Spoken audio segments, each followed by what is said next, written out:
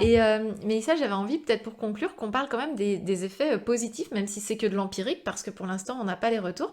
Moi, j'ai quand même eu beaucoup de témoignages, que ce soit à Kif ton cycle, que ce soit même pour moi, d'effets bénéfiques. Est-ce que tu peux nous parler un petit peu des retours qui a pu avoir pour toi sur cette pratique? Alors, ouais, donc en fait, comme tu dis, c'est des retours d'expérience, mais il y en a de plus en plus, donc c'est quand même assez pertinent et c'est quand même intéressant d'explorer ça. Un des premiers retours, c'est la diminution des douleurs pendant les règles. Alors ça a été Euh, mon cas. Du coup, ça, je peux témoigner. Clairement, j'ai donc, quasiment plus aucune douleur depuis que je fais le flux libre instinctif, quoi. voilà, donc à croire que, alors, il y a de la douleur et douleur, Mm. attention, encore une fois, si vous avez des douleurs pendant J'ai pas toutes les règles. d'endométriose, on est d'accord. J'ai pas de pathologie, hein, on est d'accord. Et donc, la diminution des douleurs pendant les règles, pour moi, elle s'explique par le fait que comme on n'accumule pas le sang, comme j'ai dit, à l'intérieur de nous, et ben, on écoute cette information parce que la douleur est une information et on la prend en compte. Et du coup, l'information cesse au moment où on libère le sang. Donc, du coup, on constate vraiment que les femmes témoignent d'une diminution des douleurs.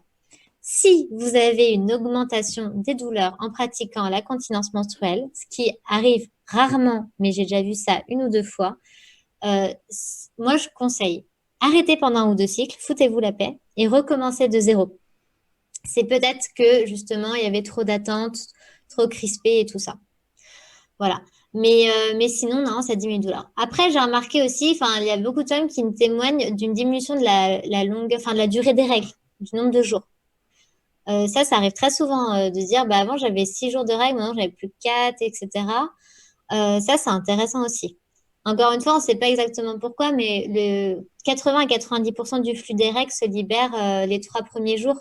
Donc, je pense que quand on se reconnecte à ça, peut-être qu'on libère plus de sang, en fait, tôt, et du coup, il y a moins de sang à libérer après. Donc, il y a une diminution de la durée des règles. Bon, après, je parle même pas de l'impact écologique et économique qui est quand même C'est clair. hyper important. Il n'y a pas plus zéro déchet que ça, quand même. Vous pouvez même récupérer votre sang et arroser vos plantes avec. C'est génial. Mais voilà, là-dessus, c'est vraiment intéressant. Et moi, j'ai quand même eu, là, récemment, des retours sur les suites de couches. C'est-à-dire les femmes qui maîtrisaient leur saignement après leur accouchement. Waouh! Parce que là, c'est quand même les grandes eaux, c'est le cas de le dire. Ouais, alors écoute, moi je suis enceinte de 6 mois, donc j'ai trop hâte d'essayer. C'est pour moi, genre, mon attente, tu vois. Tu pourras nous dire, donc on te repropose le sommet dans 6 mois, comme ça va un peu plus le temps que tu te sois Ouais, remise et tout, mais c'est ça. ok. Mais vraiment, moi j'ai vraiment, je me dis, mais si pendant des années, à chaque fois que j'ai une contraction de mon utérus, je me connecte à ça. Le jour de l'accouchement, c'est quoi un accouchement? C'est un utérus qui se contracte. Donc, en fait, c'est comme une préparation de ça, en fait. Tu vois, du ressenti, de la connexion et tout. On est vraiment dans la connaissance de cette entité, de ce petit bassin et tout. Donc, bon, alors là, on est vraiment dans de la supposition, mais moi, dans mon fort intérieur, j'ai vraiment la sensation qu'une femme qui pratique ça depuis plusieurs années, ça peut avoir un impact sur la gestion de l'accouchement. Et j'ai déjà eu des retours sur les saignements après l'accouchement.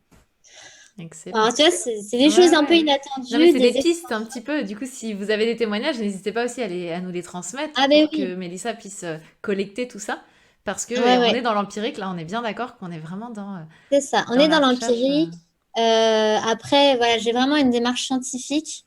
Je me rapproche enfin, voilà, je prétends pas du tout savoir, loin de là. Et je connais tellement de personnes qui ont beaucoup de choses à apporter dans les connaissances que je me rapproche très régulièrement de professionnels qui peuvent bah, je confronte un peu à chaque fois, je me remets en danger et je vais reconfronter un peu mes données à d'autres professionnels en me disant peut-être qu'ils vont me dire que ça veut rien dire ou que c'est génial et que en fait ils ont juste une info.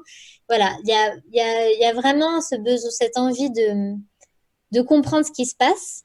Et voilà, il y a une autre information que j'ai récupérée. Bah, justement, j'ai eu la chance de pouvoir confronter un peu tout ça à Bernadette de Gasquet, qui est une femme qui est assez reconnue et qui a changé beaucoup de choses, notamment dans l'accouchement de la femme, et qui m'a beaucoup parlé des variations anatomiques de la femme.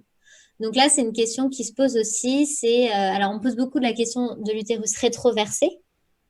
Bah, moi, j'ai remarqué que finalement, ces femmes y arrivaient mieux parce que l'angulation, elle était plus forte de l'autre côté. Donc, du coup, finalement, un utérus rétroversé, non seulement ça n'empêche pas, mais ça peut être finalement plus facile. Après, il y a l'histoire de la longueur d'utérus. Du coup aussi le côté ethnie, hein. On sait que les femmes asiatiques, les femmes blanches, les femmes africaines, on n'a pas la même variation anatomique, les mêmes variables. Donc la question c'est en fait quelles sont nos spécificités, à quel point c'est possible, pourquoi et tout ça quoi.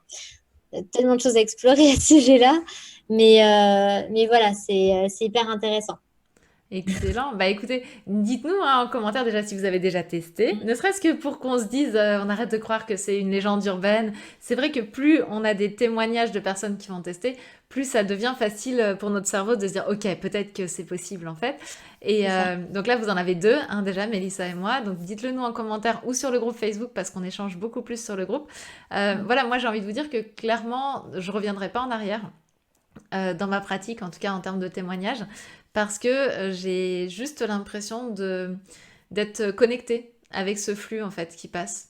Mm. C'est pas un côté très ésotérique ou je ne sais quoi, c'est juste une connexion physique en fait, vraiment purement physique. Et c'est plaisant en tout cas dans ma pratique. Par contre, c'est vrai que, alors moi je suis en mode c'est Elodie Florenti qui serait contente de m'entendre dire ça, mais plus rien à foutre, quoi. Tu sais, hashtag PRF. Là. Parce que vraiment, si ça coule, c'est pas un problème. Si ça me fait rire, l'autre jour, j'étais avec le voisin en train de discuter, puis je sentais qu'il allait quand même falloir que. Et puis la conversation continuait, puis à moi, j'ai dit bon, bah voilà, trop tard. Mais bon, Voilà, et ça en va. fait, voilà, c'est ça, c'est vraiment ce mode, bon, bah, de toute manière, j'ai la culotte, je m'en moque, mais c'était drôle d'avoir toute la conscience pendant la conversation, de me dire, bon, là, ça serait peut-être bien de commencer, ah oui, là, non, ah oui, quand même, ah bah, voilà, bon, bah, Voilà. voilà. Bah, t'as vu le truc arriver, c'est trop super. Mais c'est assez drôle, finalement, donc, d'avoir cette conscience-là. Ouais. Mais effectivement, à condition, et je te rejoins complètement, Mélissa, d'en faire un jeu, quoi, quelque part, que ce soit un jeu Ouais. de nous à nous-mêmes, il n'y a pas d'enjeu, c'est juste Non, il n'y a un pas jeu. d'enjeu.